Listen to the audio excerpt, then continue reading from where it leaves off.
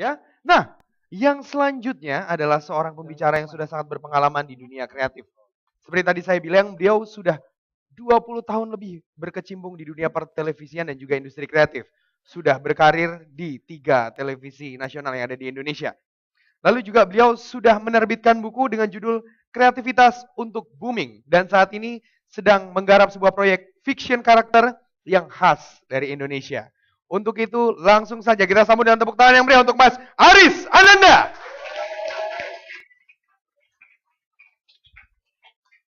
Assalamualaikum warahmatullahi wabarakatuh. Selamat siang, Bapak-bapak, Ibu-ibu, teman-teman semua. Apa kabar?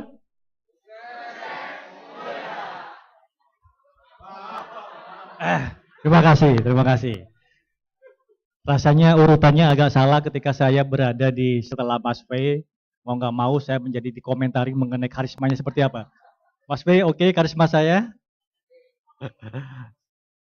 Baik, siap. Jadi tema saya mengenai creative product development. Mau izin saya jelaskan mengenai latar belakang saya memulai karir di industri kreatif sudah 20 tahun, Bapak Ibu-ibu, mulai dari menulis skenario drama, skenario non drama, kemudian juga sampai akhirnya saya menjadi manajer strategi program. Nah, dari sekian tahun, sekian banyak pengalaman, ada satu pengalaman yang ingin saya bagi dengan Bapak-bapak dan Ibu sekalian. Kejadiannya sekitar 12 tahun yang lalu. 12 tahun lalu tiba-tiba ada sebuah meeting gitu kan, owner memanggil semuanya, ada direksi, ada kepala divisi, ada para manajer, dan juga supervisor ikut semua. Jadi ini meeting besar, biasanya kalau owner memanggil berarti ada sesuatu yang gawat. Dan saya bagian dari supervisor sehingga ikutan di situ. Jadi owner pada saat itu meminta laporan dari teman-teman, mereka baru saja melakukan rapat kreatif. Rapat kreatifnya 3 hari, 50 orang ikutan di situ, dibagi 10 kelompok. Dan owner seperti biasa menanyakan, ada ide apa hasil dari rapat kreatif itu. Rapat kreatif biasanya berusaha menghasilkan ide-ide program baru, bagaimanapun sebuah stasiun televisi hidupnya dari program-program baru. Dan ketika kemudian ada sebuah problem, kami mempunyai problem pada saat itu, di jam tayang pagi ternyata kami kehabisan program. Dan sehingga akhirnya dipaksa semua kreatif untuk melakukan rapat kreatif selama 3 hari dan dibagi menjadi 10 kelompok. Mulailah pada saat itu mereka presentasi satu persatu dan hasilnya sangat mengecewakan. Owner menggebrak meja karena ternyata tidak ada satupun ide yang keren, ya.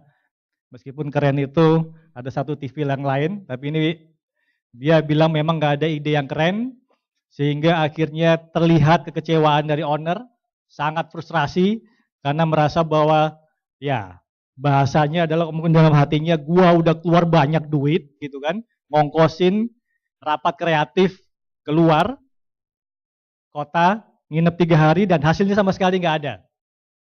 Dan pada saat itu ketika kemudian frustrasi, rapat tegang, semua hening, semua tidak ada yang berani merespon, owner sadar bahwa problem itu tetap ada meskipun presentasi semuanya gagal.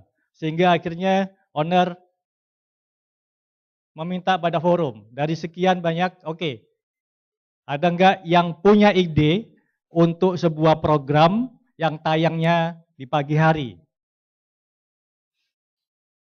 Semua diam, karena memang masih tegang, kelihatan ekspresinya owner masih marah, tidak ada satupun yang berani menjawab, direksi, kepala divisi, manajer.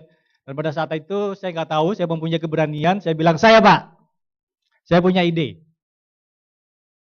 Silakan, ide saya adalah, saya kebetulan pernah menulis sebuah skenario untuk serial Om Mama O Papa. Mungkin teman-teman masih ada yang ingat Om Mama O Papa.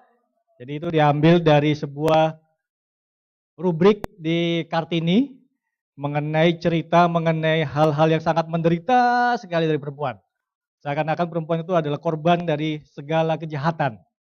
Pada saat itu diputar dan saya menulis, Dan ketika itu muncul sebuah ide bahwa, baik Pak, saya punya ide bagaimana kalau sebuah program drama, Oh Mama Oh Papa, kita kemas dalam format dokudrama.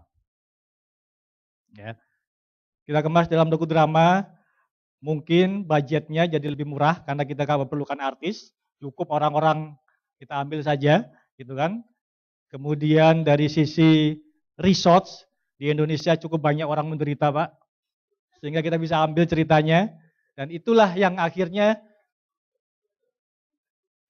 itulah yang diambil dan disetujui bahwa pada saat itu juga diperintahkan untuk dibikin demo tape-nya, pada saat itu juga diproduksi, dan pada saat itu juga selang hanya 2 minggu kemudian ditayangkan. Bapak-bapak, ibu-ibu, alhamdulillah sebuah ide yang sifatnya spontan saya lakukan karena saya pernah melakukan hal yang sama. Ini bertahan hingga 4 tahun, menjadi lebih dari 1.000 episode. Itulah program Kejamnya Dunia. Nah,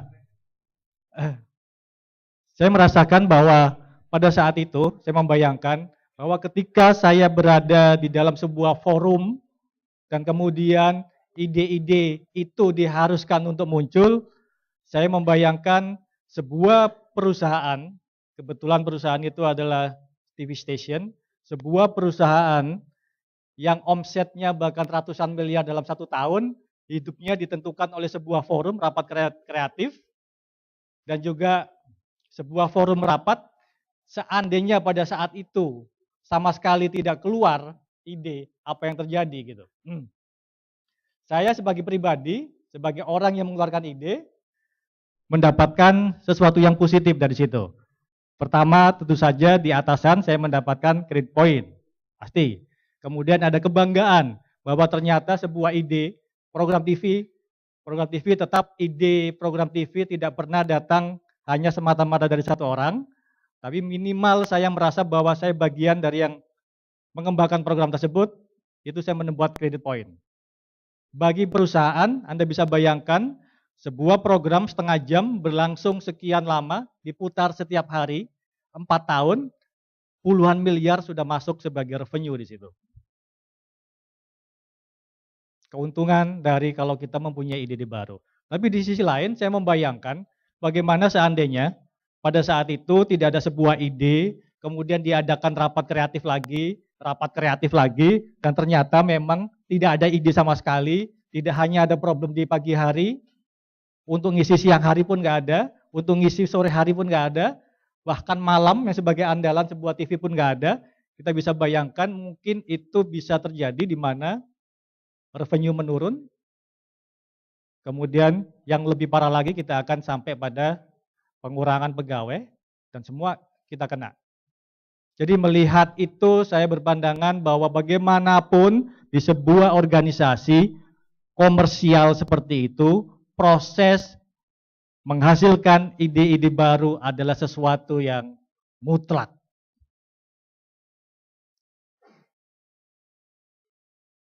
Bagaimana? Memang kita bisa lakukan, tapi di sisi lain, di sebuah perusahaan seperti itu juga ada kendala, karena kita mempunyai fakta yang sangat-sangat pesimistis. Jadi dari sekian banyak yang dilempar, produk pasti 70% menemui kegagalan. Di Amerika dari 10 produk baru yang dilemparkan, 7 diantaranya gagal. 3 sisanya itu bisa dibilang performance-nya hanya rata-rata. Hanya 1 mungkin ketika itu menjadi lebih dari 100, dia bisa menjadi booming. Di TV, Anda bisa bayangkan di TV, ada program-program yang begitu ngetop, tapi ada begitu banyak program yang gagal sebenarnya. Dan kita tidak pernah menghitung itu. Ada potensi bahwa kita mempunyai banyak konsekuensi kita ketika kita mempunyai ide-ide baru. Ya, kreativitas mengharuskan kita punya ide-ide baru. Tapi begitu kita mempunyai ide-ide baru ini mempunyai konsekuensi untuk gagal. Apa yang harus kita lakukan? Nah, pertanyaan itulah yang harus kita jawab. bahwa pada dasarnya kita dihantui kegagalan 70% setiap kali menghasilkan ide baru.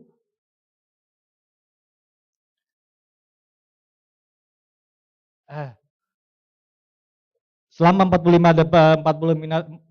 menit ke depan, saya akan mencoba menjawab pertanyaan bagaimana caranya kita di sini mampu menghasilkan ide-ide baru sekaligus membuat sebuah proses yang menjaga itu menjadi produk-produk real sehingga menguntungkan bagi perusahaan. Tidak hanya sebagai organisasi komersial, tapi juga sebagai organisasi sosial bagaimanapun tetap membutuhkan produk-produk program yang pada dasarnya memberi keuntungan terbesar. Untuk sampai pada saat tahap itu, kita mestinya mempunyai sepakat dulu apa itu kreativitas. Jadi mungkin di luar sana ada ratusan bahkan ribuan definisi mengenai kreativitas. Kita bisa share selama ini yang kita temui mengenai kreativitas itu apa sebenarnya. Mungkin ada teman-teman ada yang mencoba, Mas, silakan. Kreativitas selama ini yang didengar out of the box. Ada yang lain? Mbak Zakia? Berpikir tidak biasa, out of the box tidak biasa. Mas Taufik? Baru. Ya. Saya coba rangkum semuanya. Jadi Bapak-Bapak, Ibu-Ibu, saya mencoba meneliti satu persatu definisi dan saya mencoba melihat bukan benar atau salahnya definisi itu, tapi manakah di antara definisi-definisi itu yang kira-kira bermanfaat buat kita, aplikatif sehingga kita bisa membuat lebih kreatif dan itu membuat action. Jadi saya mau menemukan sebuah definisi, ini dari Jason Theodore, seorang praktisi periklanan. Creativity is the act of connecting things in unexpected ways. Sebenarnya sederhana ini, kenapa saya pikir ini adalah sebuah definisi yang sangat lengkap, yang bisa sangat membantu kita, karena dia mengandung 3 elemen. 3 elemen yang terkandung dalam keharusan sebuah kreativitas. Pertama adalah the act. Kemudian di sini adalah connecting dan kemudian yang terakhir adalah unexpected ways. Sehingga kalau ini dirumuskan menjadi sebuah elemen, ini adalah elemen yang kita bisa bergunakan. Pertama adalah the act, berarti harus ada action. Kedua adalah connection dan yang ketiga adalah deviation. Secara singkat saya mungkin bisa menjelaskan. Jadi the act, action itu intinya adalah tidak ada ide satupun yang cukup berharga jika tidak direalisasikan. Sebagai orang TV saya seringkali mendengar bahwa ada orang-orang kreatif karena takut idenya dicuri. Kalau ditanya idenya dalam bentuk apa, idenya tersimpan rapi di file. Saya nggak bisa menyebut diri saya kreatif kalau kemudian saya menunjukkan pada bapak-bapak dan ibu-ibu bahwa saya kreatif karena ide-ide saya tersimpan baik di sebuah laci dan itu ada ribuan. Action, jadi pertama ide memang harus menggunakan tindakan untuk merealisasikan itu. Ketika merealisasikan berarti ada unsur eksekusi produksi. Ketika kita eksekusi produksi berarti ada unsur skill di situ. Seorang sutradara kawakan dengan seorang sutradara pemula tentu ada bedanya, karena ada skill, ada jam terbang. Bagaimana dia terus mengolah how to act, how to realization dari sebuah ide-ide, pasti beda. Yang kedua adalah connection. Connection seringkali disebut dalam sebuah kreativitas bahwa pada dasarnya yang namanya ide baru itu adalah penggabungan dari berbagai ide yang sebenarnya sudah ada. How to connect things. Ketika saya membuat ide mengenai kejamnya dunia, saya hanya mengkonek dari drama, penderitaan, dan non-drama, dan magazine. Sesimpel itu aja sebenarnya. How to connect things. Kemudian connect ini juga menjelaskan bahwa sebenarnya apapun yang kita produksi itu selalu berkaitan dengan target audience. Kita menciptakan program TV berkaitan dengan audiens tertentu. Kita menciptakan bahkan produk makanan berkaitan dengan target audiens tertentu. Bapak Raffi menciptakan sebuah kebab, saya rasa juga dia menghitung sekali bagaimana how to connect dengan masyarakat Indonesia. Dari segi rasa, dari segi selera. Sehingga saya banyak sering dengar ketika terbiasa merasakan kebab Bapak Raffi, kemudian dia pergi ke Turki dan dia merasakan rasanya sudah nggak enak. Karena dia, Bapak Raffi, benar-benar bisa mengconnect dengan selera kita. How to connect dengan target audience. Dan yang ketiga adalah deviation.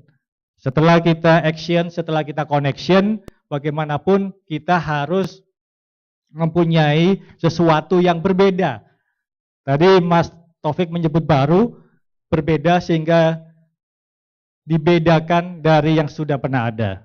Tidak biasa sehingga memang harus dibiasakan dari yang selama ini dianggap biasa-biasa. Deviation. Ketika kita mempunyai sebuah program yang bagus, yang menilai juga pasti akan banyak, yang meniru juga pasti akan banyak. Karena itu selalu ada proses untuk deviation-nya. Nah, bagaimana itu semua diterjemahkan dalam modul saya, modul kami, Creative Product Development, yang intinya adalah bagaimana kita meningkatkan kreativitas para karyawan, para staf, pengembangan produk dan program dengan bertumpu pada action, connection, dan deviation hingga menghasilkan produk nyata berupa prototype yang itu nantinya bisa dipresentasikan langsung kepada Dewan Direksi.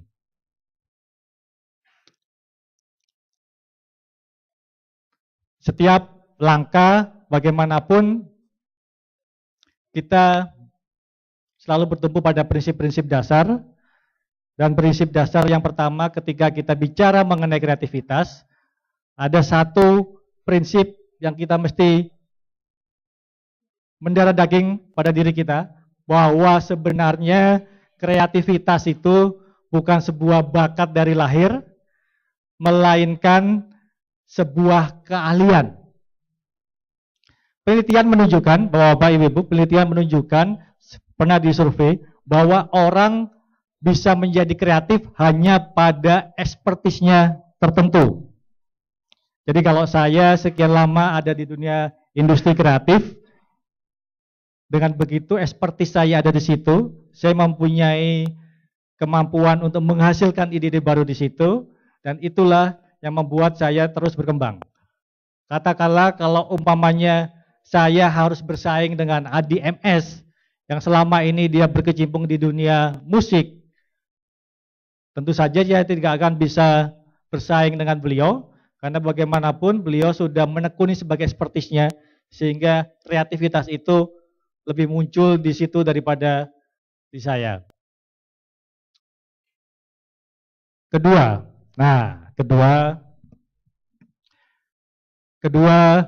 ini berkaitan bahwa kreativitas itu tidak terjadi dengan sendirinya. Kita sering mendengar katakanlah bahwa saya tidak punya ide.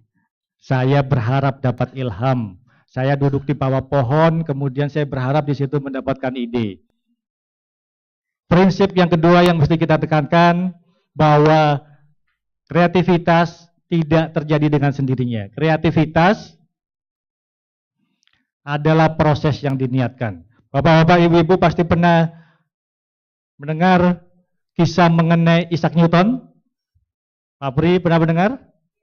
Dia duduk di sebuah pohon, apel jatuh, betul Pak? Terus gimana? Gimana? Berpikir. Terus kemudian dia menemukan ilham atau enggak mengenai apel itu. Jadi kesimpulannya, gravitasi. Artinya dia mendapat ilham pada saat itu juga sehingga muncul ide mengenai gravitasi atau gimana? trigger. Ya, jadi ini berkaitan dengan prinsip bahwa bagaimanapun tidak ada sebuah kreativitas yang dihasilkan dengan sendirinya, melainkan oleh niat. Isaac Newton, dia adalah ahli fisika yang terus berproses, terus berpikir mengenai teori-teori gravitasi, sampai satu titik dia merasa tidak menemukan satu solusi terhadap rumusan yang dibuatnya. Dia sudah berpikir bermacam-macam, dia sudah mencoba mengotak-atik dan tidak ketemu. Akhirnya dia kelelahan dan kemudian dia duduk di sebuah pohon, angin sepoi-sepoi. Kemudian apelnya jatuh dan mengenai kepalanya, dia tersadar melihat apel. Pada saat itulah dia serasa menemukan solusi. Solusi itu muncul bukan karena apelnya yang jatuh. Kalau saya duduk di apel itu, kemudian saya kejatuhan apel, saya pasti tidak akan terpikir mengenai gravitasi. Saya terpikir membuat sebuah program video mengenai apel. Pada saat itulah si Isaac Newton langsung terpikir mengenai sebuah solusi, karena memang pada dasarnya dia berproses terus. Dia meniatkan proses kreativitasnya sebagai sebuah penemuan solusi terhadap problem dia. Dan akhirnya apel itu menjadi jawaban dari teori gravitasi. Jadi yang prinsip pertama tadi, apa Bapak Ibu? Kreativitas bukan dari lahir, tapi dari expertise. Dan yang kedua,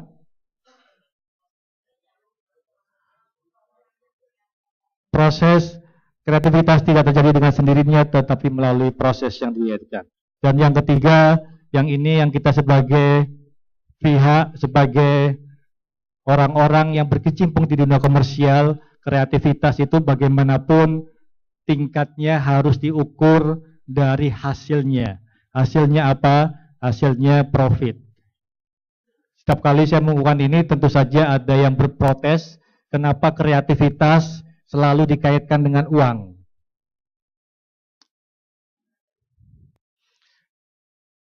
Ya, pada dasarnya uang bagaimanapun adalah alat ukur untuk menunjukkan seberapa banyak kreativitas itu menghasilkan sebuah alat tukar di situ. Katakanlah sebuah program, mau nggak mau program TV diukur dari seberapa banyak iklan yang bisa disedot oleh sebuah program TV. Sebuah produk juga diukur dari seberapa banyak penjualan dihasilkan dari produk itu. Program diukur dari seberapa banyak dia bisa menarik minat dari apa yang dihasilkan dari program baru tersebut. Nah, dari 3 prinsip dasar ini, Bapak-bapak, Ibu-ibu, kita masuk ke sebuah langkah-langkah yang memang harus dihasilkan. Bagaimana caranya kita sampai pada upaya untuk menghasilkan produk yang memang mempunyai kontribusi positif terhadap organisasi atau perusahaan kita. Yang pertama, asal pikiran. Kalau mendengar Bapak, Ibu-ibu, cara mengenakan baju, apakah saya akan mendapatkan satu jawaban? Mungkin dari sana ada yang mengenakan bajunya dengan sebelah kanan dulu. Di sebelah sini mungkin ada yang mengenakan baju sebelah kiri dulu. Mungkin ada yang mengenakan bajunya lewat dari kaki dulu kemudian baru ke atas. Dan itu kalau dihitung berdasarkan survei, cara mengenakan baju itu ada 9.117 cara. Jadi bayangkan kalau Bapak-bapak Ibu mengenakan satu persatu cara untuk mengenakan baju setiap hari, satu cara baru, selama 5 tahun pun tidak akan habis cara barunya. Tapi untungnya untuk hal tertentu kita memang tidak diharuskan menjadi kreatif. Divergen. Jadi bagaimanapun kreatif itu justru harus merangsang cara kita berpikir divergen. Ketika tadi saya menemukan ilustrasi mengenai bagaimana saya menemukan ide, itu adalah sebenarnya dirangsang proses divergennya. Ada ide apa lagi? Ada ide apa lagi? Selalu divergen. Ada macam program TV untuk pagi hari itu apa aja? Langkah kedua adalah kelola rasa takut.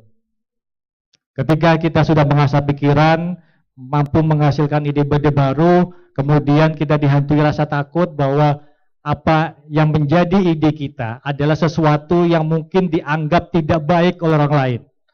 Adalah sesuatu yang mempunyai kecenderungan untuk gagal. Mempunyai kecenderungan untuk tidak diberi kredit point oleh orang lain. Ketakutan-ketakutan ini, kalau kita ingat tadi, apa saja Bapak Ibu mengenai kreativitas? Action, connection, deviation. Rasa takut ini membuat kita tidak bisa melangkah menjadi action. Kita sudah mengasah pikiran, kita sudah melatih bagaimana berpikir divergen, bagaimana sebuah kursi digabung dengan meja menjadi produk baru, bagaimana sebuah program dari talk show dengan drama digabung, dikomunikasikan menjadi sebuah ide baru. Tapi ketika itu kita tidak mampu mengelola rasa takut, ide tersebut tidak akan terrealisasi. Setidaknya ada 3 rasa takut yang harusnya kita kelola. Pertama adalah rasa takut terhadap ketidakpastian. Kedua adalah rasa takut untuk dihakimi. Dan yang ketiga adalah rasa takut memulai langkah pertama. Ketiga rasa takut ini adalah penghambat mental block kita untuk merealisasikan sebuah ide menjadi real. Berikutnya adalah kolaborasi dalam keberagaman. Jadi kita mempunyai apa tadi ada di 4 langkah. Langkah pertama adalah asah pikiran, kedua kelola rasa takut, yang ketiga adalah kolaborasi dalam keberagaman. Artinya apa? Kita merasa seringkali begitu kita sudah asah pikiran, kita bisa punya ide-ide baru, terus kemudian kita mempunyai kemampuan, keberanian untuk mengungkapkannya, terus kita merasa sendirian saja sudah cukup. Kita berada dalam sebuah era di mana kolaborasi adalah yang terpenting daripada sendirian. Ini dalam bukunya The Wisdom of Crowd dibahas bagaimanapun hasil kerja sebuah tim dari beberapa orang akan jauh lebih pintar dari seorang yang paling pintar sekalipun. Ya, tetap ada the wisdom of crowd. Jadi sebuah tim bagaimanapun itu jauh lebih penting daripada satu orang kreatif sendirian. Satu orang kreatif sendirian bisa saja dia menjadi pelukis hebat, tapi dia tidak bisa menjadi anggota tim dari sebuah kerja di perusahaan komersial. Setelah kemudian masuk dalam langkah-langkah 4 kreatif, pelatihan selama 2 hari, 8 sesi, dimulai dari pemahaman mengenai asah pikiran, kemudian dimulai kembali mengenai kelola rasa takut, dan berikutnya adalah kolaborasi dalam keberagaman. Pelatihan ini sepenuhnya 60% menggunakan praktek. Jadi kita hanya merealisasikan ide-ide baru menjadi prototype. Think big, act small. Jadi ide sebesar apapun kita memulai dari langkah yang kecil. Jadi pada dasarnya apa yang kita realisasikan menjadi sebuah ide, Bapak, Ibu-ibu, ide bagaimanapun adalah sesuatu yang intangible, jadi kita berusaha merealisasikannya menjadi tangible. Menjadi tangible itu salah satunya adalah dengan cara membuat itu menjadi demo tape, menjadi prototype, menjadi sesuatu apapun, sehingga orang paham bahwa ide ini nantinya menjadi seperti apa. Kalau saya ingin membuat program TV, saya akan membuat demo tape dengan diberi semacam sebuah konsep sederhana dalam video untuk menjelaskan formatnya, dan itu baru bisa ditangkap. Oh, maksudnya ternyata adalah bagaimana sebuah talk show itu bentuknya menggunakan seperti ini. Kemudian kalau saya mempunyai ide mengenai handphone dengan feature-features yang baru, dibuatlah prototype yang mengesankan nantinya ada feature-feature seperti apa. Dan itu semuanya bisa lewat prototype. Selama 2 hari 8 sesi, lebih sering nanti kita akan mencapai untuk Think Big Act Small ini dari prototype, memulai dari design space exploration. Jadi pada dasarnya prototype itu dimulai dari sebuah ide. Kita mau bikin apa? Kita sudah memulai dari asa pikiran. Asa pikiran adalah bagaimana melatih kita menghasilkan ide-ide baru. Seringkali orang merasa mempunyai mental block untuk menghasilkan ide baru. Ada teknik-teknik yang kita bisa membuat kita ada menggenerate new idea. Nah, ketika kemudian kita menggenerate new idea, kita berpikirnya ini semuanya adalah divergent. Divergent, secara berpikir divergent, berarti kita berusaha menggali semua option-option yang mungkin untuk menjadikan itu ada berbagai pilihan ide kita. Ketika kita memilih katakanlah design space exploration-nya, ada berbagai ide yang membuat kita memilih bagaimana membentuk sebuah furniture yang gabungan dari meja dengan kursi. Itu sebagai sebuah ide besar, dan di situ kemudian baru kita melangkah ke prototipe berikutnya. Kira-kira kalau saya mempunyai produk sebuah kursi yang bisa digunakan sekaligus sebagai meja, apa saja fungsionalnya yang harus ada di situ? Fungsionalnya adalah keindahankah, kerapihankah, atau kemudian kepraktisannya kah? Sehingga kita data semua, kita punya berbagai fungsional prototype untuk bisa kita kaji. Kemudian dari situ kita baru mengajukan sebuah pertanyaan kepada hasil ciptaan kita. Jika program atau produk itu diciptakan, bisa enggak program itu mengganti semua program atau produk yang ada? Jadi ketika, maaf, ini mungkin agak perlu lebih fokus lagi. Ketika teman-teman dalam pelatihan ini katakanlah mau menciptakan sebuah program paket wisata tour, katakanlah kita mempunyai paket wisata ke Bangkok, katakanlah, kemudian ada upaya untuk kita berkunjung di sana dengan harga yang lebih murah dari biasanya, kita bisa mengunjungi berbagai tempat bersejarah. Nah, ketika sampai pertanyaan sini di prototipe ini, ada satu pertanyaan tantangan yang mesti kita jawab untuk sampai pada tahap berikutnya. Apakah paket wisata tersebut, kalau benar-benar kita realisasikan, itu bisa menggantikan semua paket wisata yang pernah kita jalankan? Sehingga dengan arti kata, kalau umpamanya dia menjadi produk satu-satunya, kita bisa tetap hidup. Ya, kalau saya katakanlah ada di sebuah TV, saya mempunyai tantangan men-challenge sebuah ide tersebut dengan cara, kalau program ini dibuat dan kemudian ternyata hanya ini satu-satunya program yang ada di TV ini, masih bisa tetap hidup atau enggak?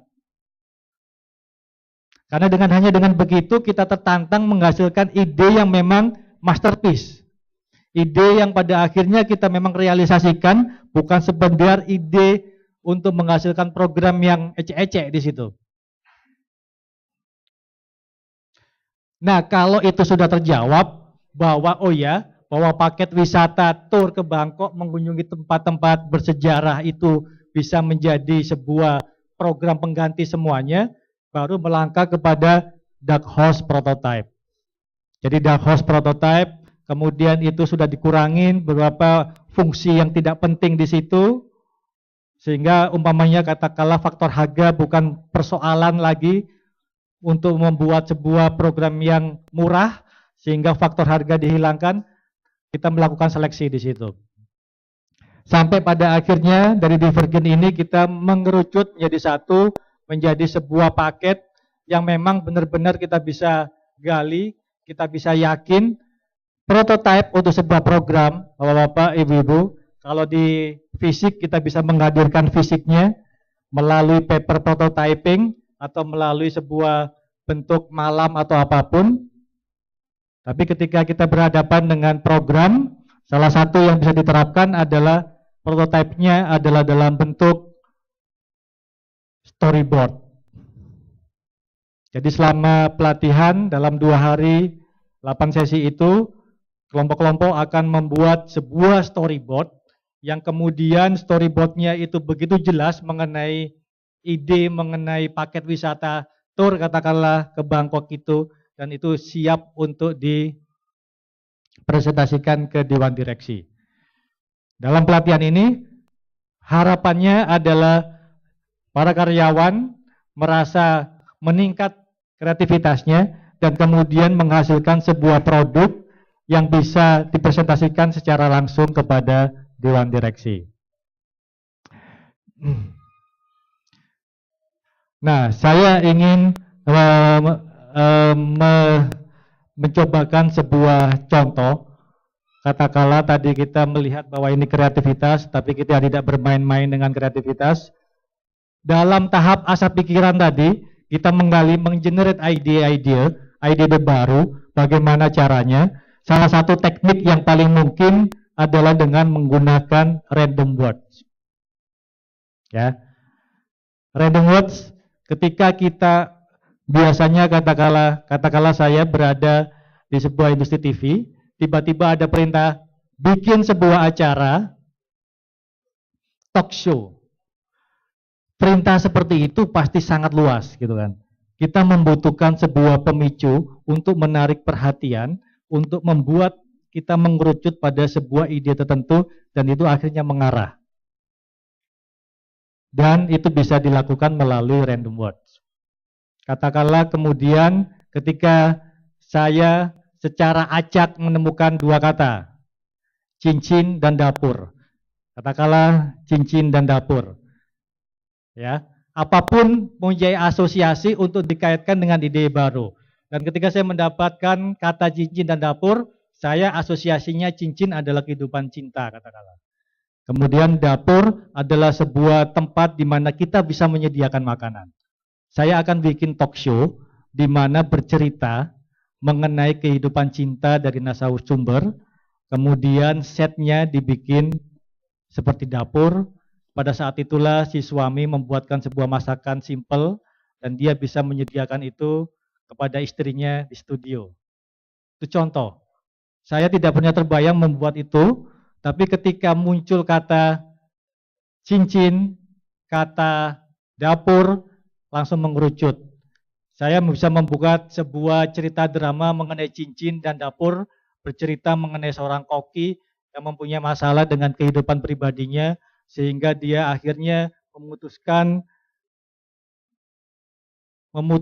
untuk melamar seorang teman dari yang dikenal pada saat SD, sehingga dengan susah payah dia mengumpulkan uang membeli cincin itu. Ide selalu bisa ditarik untuk bisa akhirnya kata-kata itu mengarah kepada sebuah ide baru. Ketika umpamanya kita mau membuat program wisata tour, kemudian yang ketemu adalah kata cincin dan dapur, kita bisa membuat sebuah paket wisata di mana ini adalah pasangan-pasangan yang sedang honeymoon dan kita menjelajahi tempat-tempat di Thailand, kita bisa menikmati sajian kuliner yang sangat eksotis.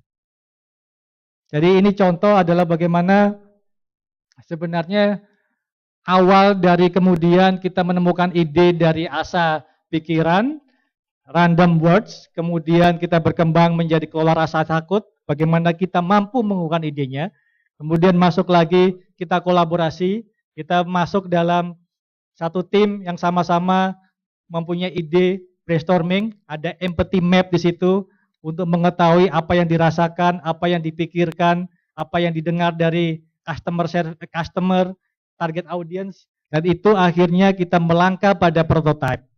Prototipenya seperti yang saya bilang tadi, memulai dari explore, kemudian terakhir ini adalah hasil akhir dari sebuah prototype. Dalam pelatihan 2 hari, 8 sesi, di ujung sesi kita akan mendapatkan masing-masing sebuah prototype yang siap dipresentasikan kepada Dewan Direksi. Itu yang bisa saya sampaikan mengenai Creative Product Development. Mudah-mudahan waktu 45 menit ini bisa memberi gambaran mengenai pelatihan 2 hari 8 sesi dalam Creative Product Development. Terima kasih Bapak-Bapak, Ibu-Ibu, teman-teman. Selamat siang. Wassalamualaikum warahmatullahi wabarakatuh. Wabarakatuh. Ya luar biasa sekali. Mas Alif ya, Mas Alif, silakan. Mic-nya. Silakan sebutkan nama dulu agar kenal dan juga ingin bertanya kepada siapa. Tes. Bila kamu salah mic. Mic-nya Roma Irama ini ya. Salah mic. Assalamualaikum warahmatullahi wabarakatuh. Waalaikumsalam. Berusaha harismatik. Nama saya Alif, saya dari Kudus, Jawa Tengah. Sengaja hadir untuk menyaksikan para trainer hebat di sini. Pertanyaan saya untuk Bapak Fai Irvanto. Yang pertama yang ingin saya tanyakan adalah, Mas, ya, oh ya, belum menikah ya? Bukan rahasia. Mas Fai, adakah pengaruh gaya bicara atau logat terhadap karisma? Karena saya sering mengalami ketika saya berbicara dengan seorang, logat Jawa saya itu kadang-kadang secara otomatis keluar. Dan ketika saya menahan logat itu biar nggak keluar misalnya, dibuat-buat kayak gini, ini anak agak dibuat-buat ya. Ketika saya ngomong, saya akan bertanya, itu agak dibuat-buat. Tapi sebenarnya aslinya medok saya itu. Nah, kadang-kadang itu otomatis akan keluar. Nah, apakah ketika kemudian saya keluar aslinya dengan medoknya, apa karisma itu akan berpengaruh dengan yang saya ajak bicara? Seperti itu. Yang kedua, saya ingin bertanya dengan Mas Aris Ananda. Apakah yang namanya kreativitas itu selalu orisinil, Mas? Yang kedua, kalau misalnya ATM, apa itu termasuk kreativitas? Nah, karena saya ini ahlinya ATM, Mas, ya, amati, tiru, modifikasi. Baik, terima kasih. Itu pertanyaan saya untuk Mas Fai dan Mas Aris. Terima kasih, kurang lebih mohon maaf. Assalamualaikum warahmatullahi wabarakatuh. Waalaikumsalam warahmatullahi wabarakatuh. Tepuk tangan dulu dong untuk Mas Alif yang sudah bertanya. Ya, selanjutnya siapa yang ingin bertanya? Kalau sudah dari belakang kita geser ke depan dulu. Kita geser ke depan. Silakan Ibu sebutkan namanya siapa dan ingin bertanya kepada siapa. Bismillahirrahmanirrahim. Assalamualaikum warahmatullahi wabarakatuh. Waalaikumsalam warahmatullahi wabarakatuh. Saya Nina Indriana dari Bekasi. Dari Bekasi. Saya seorang guru. Saya seorang guru di MAN 1 Kota Bekasi. Kebetulan sekolah kami berada di pinggiran Kota Bekasi, di mana kebanyakan siswa-siswinya itu dari pinggiran-pinggiran, dan kita sering berhadapan dengan orang tua yang pada dasarnya secara materi ada, tapi pada tingkatan pendidikan mungkin karena ada di pinggiran kita bisa baca gitu ya Pak ya. Berangkat dari sebuah pengalaman ketika saya menerapkan sebuah aturan, jam 7 gerbang harus ditutup. Terserah anak kesiangan karena di rumah atau karena di perjalanan. Itu sebuah aturan yang memang saya dikatakan kata orang secara wajah lembut, tapi ternyata galak gitu ya. Itu ya mungkin suatu ketika ada orang tua komplain dan dia berpakaian baju Pemda, ternyata bapak tersebut bekerja sebuah PNS di DKI. Dia komplain ketika anaknya kesiangan dan tidak boleh masuk. Akhirnya dia minta masuk sendiri, marah-marah dengan piket. Piket berbagai alasan tidak bisa menangani. Akhirnya seorang piket mencari saya, Bu Nina tolong ini ada bapak marah-marah gitu. Silahkan suruh masuk ke ruangan saya. Saya suruh masuk, Bapak ada masalah apa? Gitu. Saya dengan beliau, Bu, saya tidak suka dengan aturan seperti ini. Ibu tidak tahu anak saya kenapa kesiangan. Saya tidak tahu, Pak, karena aturan kan Bapak sudah tahu. Saya tidak tahu alasan apa. Ketika itu, dengan si Bapak marah-marah terus, saya biarkan dia mengeluarkan emosinya. Hanya saya katakan, Bapak, saya telah diberi amanat oleh Bapak untuk mendidik anak Bapak di sini. Saya ingin terbaik untuk anak Bapak di sini. Gitu. Selama itu setelah ngobrol sampai selesai, akhirnya beliau minta maaf, gitu ya. Artinya di sini secara karismatik gitu ya. Saya pun mohon maaf baru kali ini ikut acara seperti ini, Mas. Karena diajak dengan Miss Yeti. Luar biasa ya. Luar biasa tadi kebetulan di sekolahan saya ada guru pengganti PKL, akhirnya Bu Lina ikut yuk, ada acara ini, hayo deh, pengen tahu kayak gimana gitu ya. Akhirnya coba ikut, ternyata sangat menyentuh dari semua trainer di sini. Dan baru kali ini, terus terang saya baru kali ini berkumpul atau bisa bersilaturahmi dalam acara seperti ini gitu ya. Dan makanya saya ucapkan terima kasih kepada Miss Yeti yang sudah ajak saya ke sini gitu ya. Itu, bahkan ketika ini, Mas, anak-anak tuh saya takut dengan saya sebelum bicara dia sudah takut duluan gitu ya. Bahkan ketika ini training service berkata, Bu, Ibu tidak bicara pun anak-anak sudah takut. Memang wajah saya menakutkan ya, Mas ya gitu kan.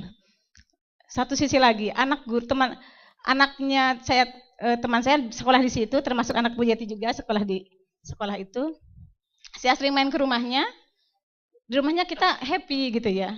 Ketika dia masuk ke sekolah kami, ternyata dia tegang ketemu saya di sekolah gitu. Akhirnya dia bercerita kepada ibunya, "Mah, kok tantenya itu kalau di rumah dia orangnya cool, baik, keibuan. Di sekolah dia menakutkan kayak herder gitu kan." Oke. Itulah Kalau itu. boleh, pertanyaannya apa nih Bu? Mau Nah, ditunjukkan kepada pertanyaan siapa? ya gini. Artinya itu saya bisa mengkondisikan dengan usia anak-anak gitu, Pak. Sementara di situ ada rekan kerja. Ada rekan kerja saya. Kadang saya yang menjadi problem dalam diri saya tuh belum bisa menguasai atau belum bisa mempengaruhi gitu. Kadang-kadang ketika saya diberikan kesempatan untuk berbicara dengan teman-teman, ada sebuah rasa ini senior saya. Nggak enak gitu Bu ya? Ada rasa nggak enak? Ada rasa nggak enak. Okay. Ini senior saya. Ya mungkin disinilah permasalahan saya yang ketika itu yang harus saya Bagaimana rasa menghilangkan itu Bu ya? Bagaimana untuk menghilangkan biar terhadap senior saya bisa juga bisa diakui atau gitu bahasanya. Ya mungkin itu aja. Adapun boleh dengan Pak Mas Irvanto ataupun dengan Mbak Mayang, mungkin itu aja. Ya, terima kasih. Assalamualaikum warahmatullahi wabarakatuh. Waalaikumsalam warahmatullahi wabarakatuh. Tepuk tangan dulu dong. Dan satu lagi kesempatan saya berikan khusus untuk yang bertanya kepada Mbak Mayang. Nah, khusus untuk yang bertanya kepada Mbak Mayang. Oke, ada? Silakan. Wah, udah kepilih Bu sebelah sini. Silakan Mas. Assalamualaikum warahmatullahi wabarakatuh. Waalaikumsalam warahmatullahi wabarakatuh. Ini pertanyaan dari hati, Mbak. Oke, saya Hen dari Bandung. Bagaimana kita menghadapi rasa jengkel ya, dongkol, ketika ada komplain dari klien, yang komplainnya itu sakitnya di sini, Bu. Oke, pengalaman saya sudah mencoba berdamai sebetulnya dengan itu, tapi kadang sekian waktu perasaan jengkel ya, sakit kadang muncul, Bu, seperti itu. Nah, mungkin sudut pandang dari Hearty Service seperti apa ya? Menghadapi hal seperti itu. Menghadapi hal-hal yang begitu ya. Nah, oke. Terima kasih. Oke, tepuk tangan dulu dong untuk 3 orang penanya kita. Nah, kita sudah punya 3 orang pembicara di depan. Siapa dulu yang ingin menjawabnya? Dari Mas Fei, Mbak Mayang atau Mas Arif? Ya, saya dulu. Oke, Mas Fei. Tadi pertanyaannya Mas Alif ya. Oh ya, apakah logat berpengaruh dengan karisma gitu ya? Pertanyaannya. Sebenarnya yang lebih berpengaruh itu namanya tonalitas, Mas. Yang namanya logat itu kan ada tonalitas tertentu dan penekanan. Kalau dalam training nanti akan diajarkan bagaimana ada empat komponen ketika kita berkomunikasi, 4V1K. Pertama, nanti di V-nya yang kedua ada visual sama voice. Nah, voice itu ada 24 tonalitas. 24 ini akan menentukan kita didengerin sama orang atau enggak. Orang akan duduk sama kita atau enggak. Contoh paling sederhana, kalau nada kita naik, maka yang diterima oleh otak adalah pertanyaan. Kalau nada kita datar, maka informasi. Kalau nada kita turun, maka perintah. Contohnya misalnya, saya bilang, Mas Alif sudah mandi. Datar, cuman pernyataan ya. Tapi kalau saya tanya, Mas Alif sudah mandi? Yang ditangkap sama otaknya Mas Alif adalah pertanyaan. Saya kalau tanya, Mas Alif sudah mandi. Itu sebuah perintah. Mas Alif menerima sebagai, oh aku ini sebenarnya disuruh mandi. Nah, logat itu kadang berkaitan dengan tonalitas tertentu. Memang ada penekanan-penekanan di logat-logat tertentu. Contohnya saya memberi training oleh Ambon gitu ya, kemarin ngomongnya, saya tidak bisa, gitu kan ya. Nah, tetapi yang kita ajarkan adalah tonalitas di mana kita harus menekankan. Selain itu nanti ada juga namanya the power of pause. The power of pause itu tiap orang berbeda. Power of pause itu akan membuat orang mengikuti kita. Contohnya kalau kita ngomong, saya akan ngomong ke Mas Alif misalnya. Apapun logatnya kalau saya ngomong, Mas Alif tolong diam. Dibanding dengan ngomong, Mas Alif tolong diam. Maka power yang pertama akan lebih kelihatan daripada yang kedua. Apapun logatnya. Saya contoh misalnya, Mas Alif diam. Pakai logat Jawa. Mas Alif diam ya. Pakai logat Sunda. Nggak masalah. Yang penting ada tonalitas dan pause-nya. Nah nanti kalau Mas Alif ingin belajar, boleh nanti kita belajar. Pas kebetulan nanti tanggal 8 kita mau ada training, salah satunya kita membahas 24 tonalitas itu. Itu sering dipakai sama Joel dan Barefoot namanya untuk closing sales. Tanggal 8, nanti di depan ada informasinya di meja situ, yang lain juga boleh join nanti. Terima kasih. Menjawab Mas? Thank you. Terima kasih Mas Alif. Kalau Mas Alif punya istilah apakah sebuah produk kreatif harus orisinal, berdasarkan pendekatan tadi, saya lebih menyukai kata harus berbeda kan. Ada action, ada connection, ada deviation. Jadi pada dasarnya saya tidak menyukai pendekatan ATM. Pada dasarnya ATM itu adalah upaya untuk mau gampang mengenai connection. Ya, jadi kita punya lihat ada kelebihan, kita bedakan dikit, ada deviation dikit, sudah menjadi sebuah produk yang mungkin lebih.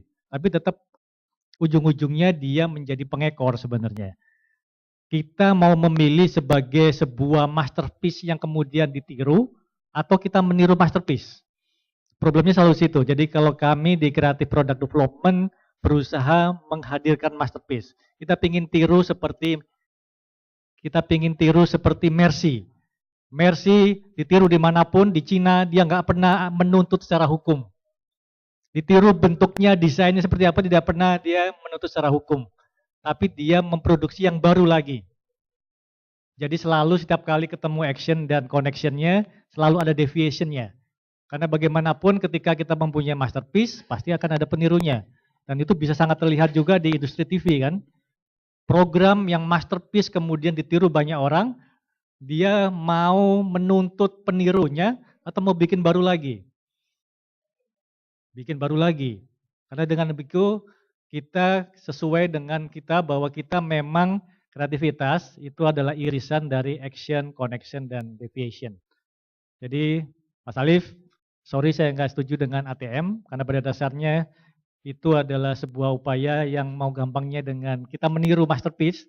Nah kita maunya, kita berharap itu dalam program ini kita akan menciptakan masterpiece malahan. Mudah-mudahan menjawab Mas Alif.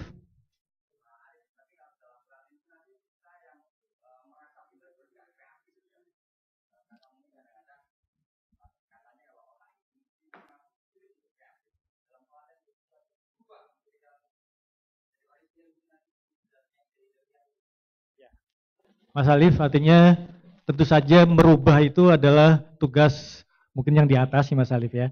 Tapi minimal dari pengalaman beberapa kali teman-teman bisa dirangsang dengan pendekatan-pendekatan seperti katakanlah random words seperti tadi itu. Seringkali kita duduk berhadapan dengan sebuah perintah mengerjakan sesuatu, menghasilkan produk, kita menjadi tidak menghasilkan sesuatu karena kita nggak punya pancingan apapun kan. Ketika dipancing dengan kata-kata, kata yang bebas, Jadi saya punya nanti ada toolsnya, ada namanya random words, ada 6 tabel. Kita main dadu aja. Dari dadu itu kemudian keluar kata apa? Katanya bisa aneh-aneh, bisa mercusuar, bisa selokan. Kemarin kita coba tes, itu keluar kata selokan. Selokan kesannya sesuatu yang buruk, jelek, segala macam, kotor-kotor ada di situ. Bisa memancing sebuah ide juga, kenapa enggak? Hanya masalahnya itu tadi, ketika kemudian otak kita menjadi blank, perlu sentuhan klik aja gitu kan, yang sebenarnya setiap orang mempunyai potensi itu. Karena prinsip kita tadi sudah kita sepakati, prinsip dasar kita adalah kreativitas bukan dari lahir, kreativitas dari expertise. Bahkan seorang akuntan pun ada fakta-fakta yang menunjukkan dia bisa lebih kreatif dari akuntan yang lain, bukan berarti dengan memanipulasi angka sebenarnya. Tapi dia mampu menemukan gejala-gejala yang akhirnya dia bisa mengusulkan sesuatu dan itu menjadi ide baru. Dan itu yang membedakan dengan akuntan yang lain. Jadi saya tidak setuju kalau umumnya ada profesi-profesi yang kesannya jauh lebih tidak kreatif dibanding lain. Seakan-akan di dunia industri kreatif jauh lebih kreatif daripada katakanlah di profesi akuntansi yang sering disebut taunya cuma debit dan kredit aja. Ya, Mas Alif, saya tetap yakin prinsip dasarnya adalah bakat kreativitas bukan dari lahir. Kita akan mempunyai teknik yang kita sama-sama bisa rangsang itu untuk munculnya ide-ide kreatif.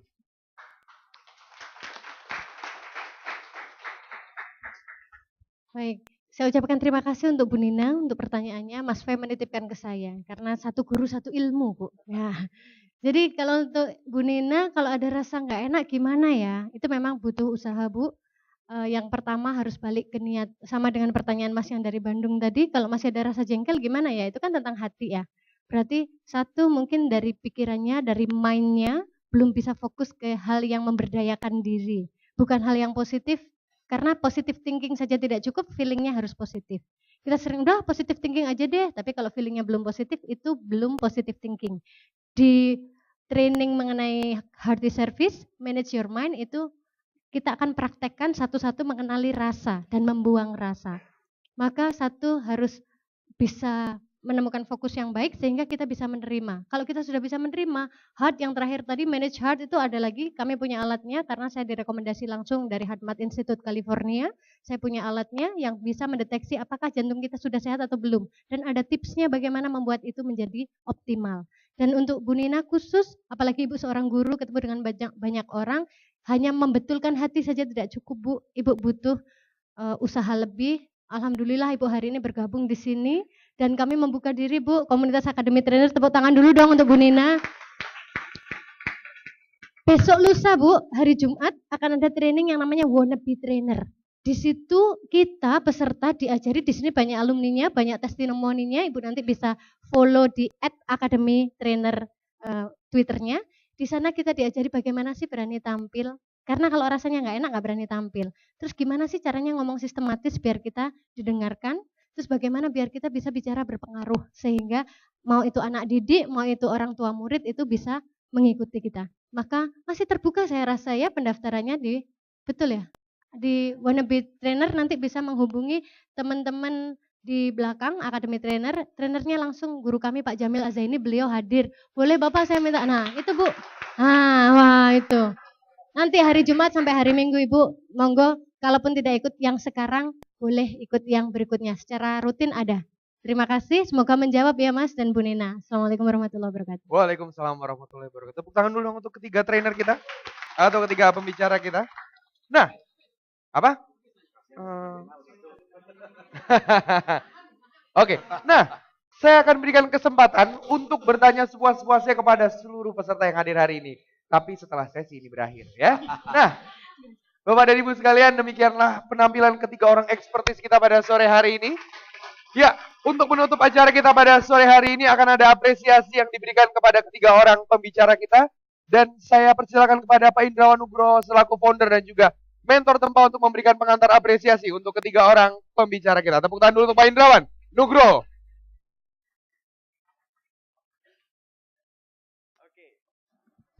Baik, luar biasa sekali ya. Tiga pembicara kita yang ada di sini. Beri tepuk tangan sekali lagi dong untuk mereka semuanya, sahabat-sahabat kita, para jawara dan bidadari yang sudah berbagi dengan kita selama hampir 3 jam ini.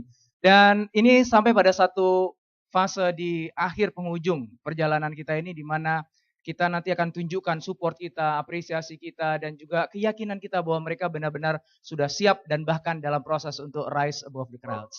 Untuk itu yuk kita semuanya berdiri, teman-teman semuanya, sebagai bentuk penghormatan kita, dukungan kita, dan keyakinan kita. Saya akan mengundang nanti beberapa kawan-kawan sahabat yang nantinya saya undang ke depan untuk bisa berikan testimoni, kesan tentang kawan-kawan kita, sahabat-sahabat kita yang ada di depan, dan kemudian mewakili kita semuanya memberikan doa dan apresiasi. Ya, karena kita percaya ini adalah awal dari sesuatu yang besar yang mereka akan ciptakan nanti untuk dirinya, untuk keluarganya, dan juga untuk masyarakat sekitar. Saya ingin mulai dulu dari yang tampil pertama, yaitu Mas V. Mas V luar biasa, karena dari awal bertemu dengan beliau, kita mencoba untuk merumuskan sama-sama. Saya bantu dengan pertanyaan, apa sebenarnya sih yang jadi khasnya beliau? Apa sih sebenarnya menjadi kekuatannya beliau? Dan beliau akhirnya menemukan sesuatu yang luar biasa, yaitu kata karisma. Dikawinkan dengan leadership. Jadi kalau ikut ilmunya Mas Aris tadi, ya, menggabung-gabungkan, dan akhirnya dari kombinasi karisma dan leadership itu, beliau berhasil menemukan sesuatu yang sangat original. Sesuatu yang saya yakini juga menjadi sebuah masterpiece. Betul ya? Betul ya? Dan karisma ini ternyata bukan cuma sekedar ilmu, tapi sesuatu yang ternyata udah hidup dalam dirinya dia. Sehingga kalau ketemu sama dia, ngobrol sama dia, nggak ada satu orang pun yang nggak terpesona. Dan kita semua tadi terpesona dengan dia, betul ya? Tepuk tangan sekali dong untuk V. Irvanto. Dan untuk mewakili kita semuanya, memberikan testimoni tentang dia, dan juga nanti memberikan apresiasi dan dukungan, saya ingin undang sahabat beliau Mbak Rima Ulfia untuk bisa hadir ke depan. Terima kasih Mas Indra. Mas Fai dan teman-teman semua, kita semua bahagia sekali menjadi saksi nyata bahwa seperti apa seorang trainer yang barangkali satu kata yang cukup lengkap mewakili apa yang sudah kita saksikan tadi adalah berkelas. Setuju? Ya. Baik, sepanjang saya mengenal Mas Fai, saya tahu betul bagaimana beliau mempersiapkan secara sangat cermat. Perhatiannya terhadap detail sangat luar biasa, bahwa apa yang kita lihat sebentar itu tadi adalah kumpulan dari perhatian yang sangat sungguh-sungguh pada persiapan yang sangat luar biasa, kemudian juga sangat nggak mau sembarangan, semua harus jelas sumbernya, referensinya harus kredibel dan seterusnya, dan saya sangat meyakini bahwa hal yang sudah dipersiapkan sangat lama itu dengan kesungguh-sungguhan dan komitmen yang luar biasa untuk mengubah dan beri impact pada titik yang sangat berkelas pasti akan menjadi sebuah momen yang luar biasa bagi Mas Fai ketika rise above the crowds nanti. Jadi terima kasih, I'm crossing your path dan menjadi salah satu jalan dan momentum ketika Mas Fai mau siap tinggal landas menjadi seorang trainer yang berkelas. Selamat Mas Fai. Nah, saya mengundang Mbak Rima mewakili kita semuanya untuk memberikan token of faith sebagai dukungan dan doa dan keyakinan kita bahwa Mas Fai Irvanto rise above the clouds.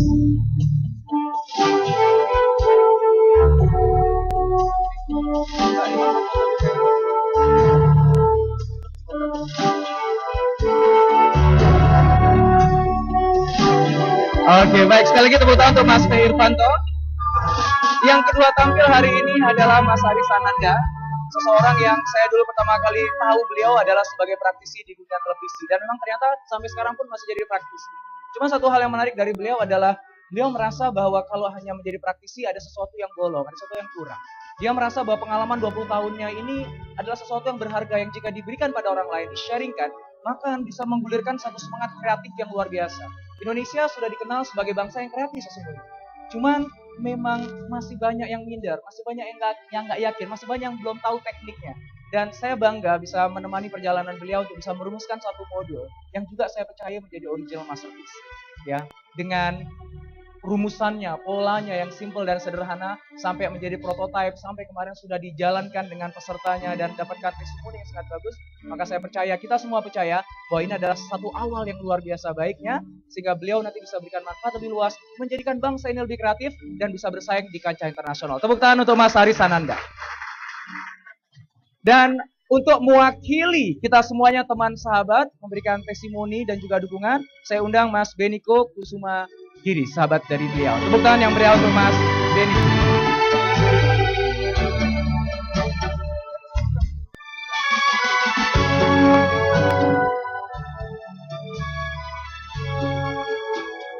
Terima kasih pada panitia. Assalamualaikum warahmatullahi wabarakatuh. Selamat sore dan sejahtera.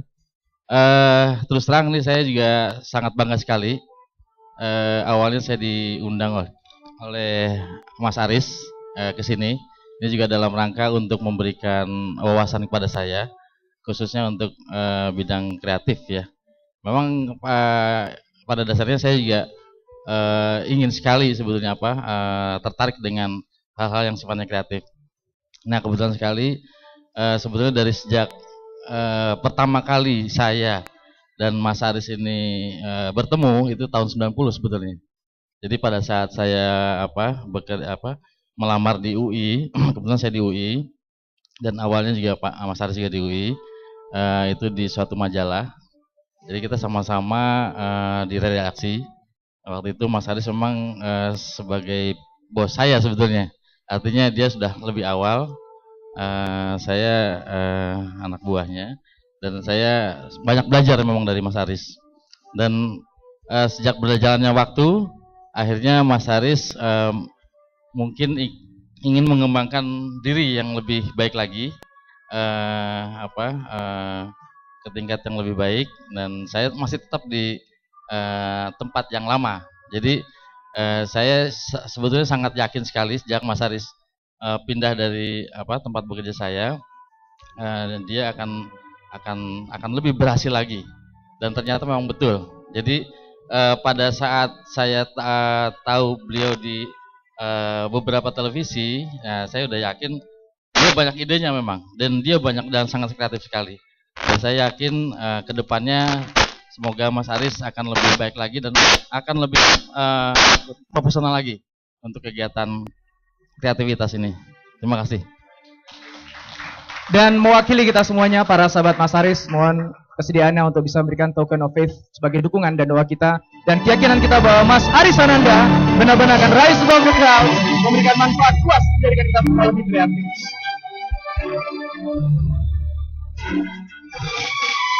Baik, terima kasih. Dan yang terakhir yang tampil gak kalah menariknya yang memukau kita semua adalah Mbak Mayang.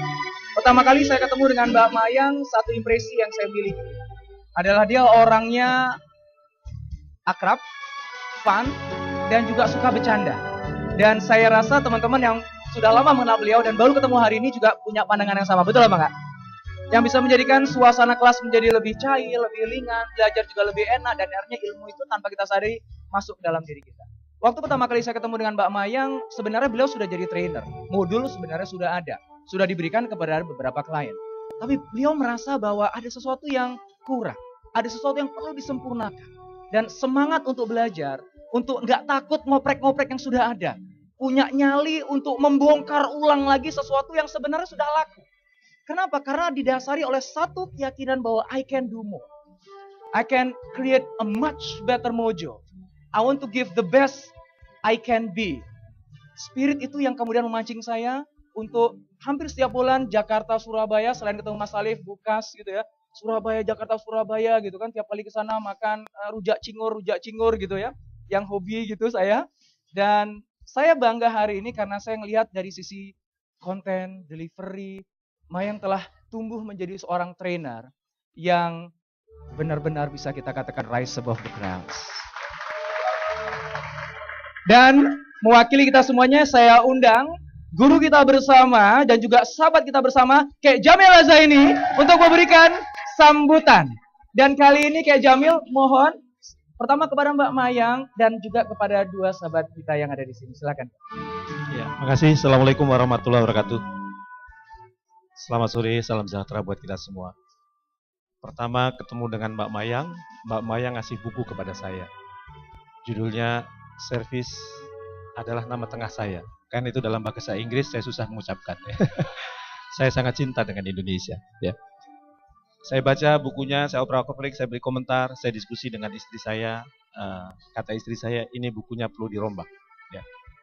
Dan kata service itu cocok banget. Ya, kenapa? Saya ketemu bukan waktu saat trainer bootcamp. Setiap ada kegiatan saya ajak untuk jadi fasilitator. Jadi saya ngamati bagaimana perkembangan Mbak Mayang. Saya sudah ketemu dengan suaminya, saya sudah ketemu dengan keluarganya. Jadi apa yang disampaikan Mbak Mayang bukan hanya sekedar teori, dia mempraktekkan dalam kehidupan, dia mempraktekkan dalam keluarganya, dan dia mempraktekkan dalam kehidupan sehari-harinya. Maka saya yakin Mbak Mayang akan jadi trainer hebat ke depannya. Pikirannya positif, kata-katanya terpilih, dan saat kemudian orang jenuh dia bisa menghidupkan suasana. Dan rule-nya jelas. Wajahnya cantik, suka ada yang menggoda. Dan dia punya rule. Saya sudah punya suami, dan suami saya tentara. Nah, semuanya takut. Ya. Sehingga saya sangat yakin Mbak Mayang bukan hanya sekedar pintar dalam memberikan training, pintar menulis buku. Insya Allah saya sudah membaca bukunya, dan saya yakin bukunya juga akan menjadi bukan hanya bestseller, tapi mega bestseller. Ya. Jadi teruslah bergerak Mbak Mayang. Anda punya bekal yang diberikan oleh Allah luar biasa, dan bersyukurlah kepada Allah, karena jarang-jarang trainer itu lengkap. Cantik, pinter, diaplikasikan dalam kehidupan sehari-hari. Kalau saya sadar diri, saya kan kurang tampan. Ya. Tapi alhamdulillah, laris juga. Nah, saya yakin Mbak Mayang jadi laris. Dan ini kalau sudah punya semangat, dia itu nggak mau nyerah. Kalau ada trainer bootcamp atau kemudian ada WBT dia jadi fasilitator, dia ingin yang terbaik. Bahkan kita mengadakan kompetisi siapa yang bisa trainingkan on terbaik terbanyak di seluruh Indonesia, Mbak Mayang pemenangnya. Ya, jadi kalau nggak ada hambatan, insya Allah Mbak Mayang akan tampil dengan saya di luar negeri. Sekarang sedang di set, ya. Kalau nggak ada halangan, tampilnya bertiga, saya, Mbak Mayang, dan Maher Jen yang di Korea. Ya. Tapi ini masih diurus oleh Kedubes dan oleh teman-teman BPD Doa. Mudah-mudahan doakan jadi. Ya. Selamat Mbak Mayang. Iya. Dan kemudian kalau kepada Mas Fai, ya, Mas Fai dulu ya. Mas Fai sejak pertama ketemu saya sudah tergoda, mungkin karena penampilannya ya, sudah oke gitu ya. Penampilannya ya, walaupun saya berulang kali nawarin jodoh, nggak mau juga dia ya. Karismanya sudah ada, bekalnya juga sudah ada, dan dia tidak pelit dalam berbagi ilmu, dan itu semakin menurut saya semakin meningkatkan karismanya. Karena menurut saya seorang trainer bekalnya bukan hanya ilmu. Kalau istilah guru saya, seorang trainer itu harus punya tendangan energi. Tendangan energi itu apa? Aktivitas sosial yang dia lakukan yang dia tidak minta bayaran. Yang dengan itu ucapannya menjadi kekuatan, tindakannya menjadi suri toladan. Dan Mas Fai kalau berbagi ilmu dia tidak saya. Maka saya sudah sering tampil dengan trainer-trainer yang katanya terbaik di Indonesia. Dan saya yakin hari ini saya melihat penampilan Pak Mas Fai lebih baik dibandingkan yang pernah tampil bareng saya. Jadi jangan ragu, hanya pasti kalau ketemu saya akan saya tanya, mana bukunya, mana bukunya, mana bukunya. Dan mana jodohnya? Kalau jodohnya dia sudah kasih tahu ke saya, insya Allah ada gitu ya. Tapi nggak jelas namanya siapa. Buku karena memang salah satu ciri Akademi Trainer lulusannya diwajibkan untuk nulis buku. Ya, supaya apa? Ketahuan idenya brilian atau tidak. Jadi ilmu itu tidak cuma gaduk lukui, ambil sana, ambil sini, ambil sini. Kita perlu tahu aslinya. Dan Mas Fai sudah punya aslinya, tinggal dituangkan dalam buku. Pasti saya punya grup WhatsApp sama beliau. Setiap ditanya bukunya sampai mana, dia jawabnya pura-pura tidak membaca, pura-pura menghindar. Tapi saya yakin mudah-mudahan tahun ini jadi target selesai, dan begitu Anda buku keluar, Anda akan meningkat lebih tajam. Selamat buat Mas Fai ya. Mas Aris ini dulu waktu ikut trainer bootcamp ini saya bingung, ini orang TV kok ikut trainer bootcamp? Ya, makanya apa? Karena kebetulan kelompok putrinya, anggota putrinya kurang lengkap, saya masukkan dia di kelompok putri. Masih ingat ya Pak? Saya ingat, waduh begitu masuk, wah salah ini. Kelompok putri, makanya sampai sekarang masih lemah lembut aja ngomongnya. Mungkin pengaruh trainer bukan beberapa tahun yang lalu ya. Jadi materinya kekuatannya oke, materinya kuat tadi ya. Hanya mungkin perlu terus dilatih berkaitan dengan deliverynya, dan kelihatannya setelah ini harus sering bertemu dengan saya. Ya, karena materinya saya dengerin oke, kreatifnya oke. Dan kalau orang isi kreatif, maka gerakannya pun harus kreatif. Tadi mungkin perlu ditingkatkan, dan saya yakin kalau itu karena trainer kreatif juga masih jarang, bukunya sudah keluar, dan insya Allah begitu deliverynya bagus, Mas Aris akan jadi trainer luar biasa juga. Ya, jadi hari ini kita sudah disuguhkan oleh trainer-trainer yang luar biasa, tinggal kuncinya satu. Trainer yang hebat itu tidak mau lelah latihan. Trainer yang hebat itu seperti lautan. Lautan itu menampung banyak air karena tempatnya rendah. Trainer yang hebat itu dia rendah hati, terus mau belajar dan belajar. Terima kasih. Assalamualaikum warahmatullahi wabarakatuh. Menteri Jamil silakan mewakili kita semuanya, para sahabat, untuk bisa memberikan token of faith kepada Mbak Maya. Dan sekaligus dipoto. Oke.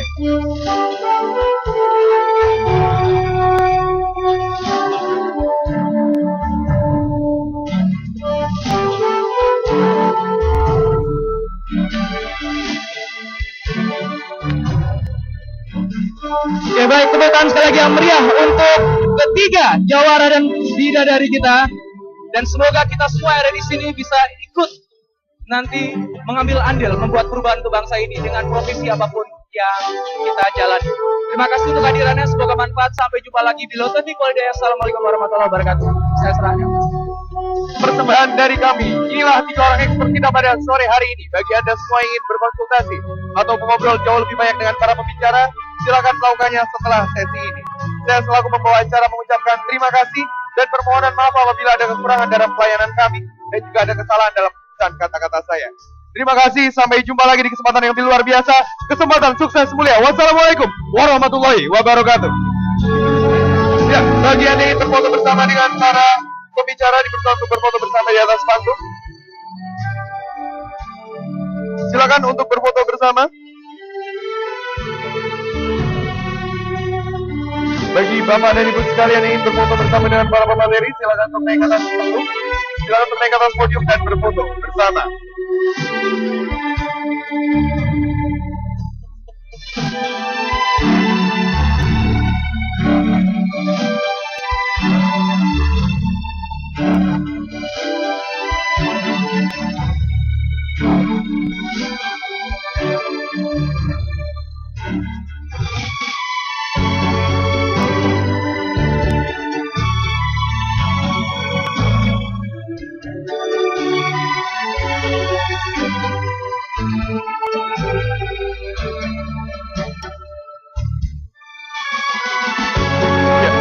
Bapak dan Ibu sekalian yang ingin melaksanakan ibadah sholat asar, silakan untuk sholat di ruang sebelah, kami sudah menyediakan tempat sholat untuk ibadah sholat asar.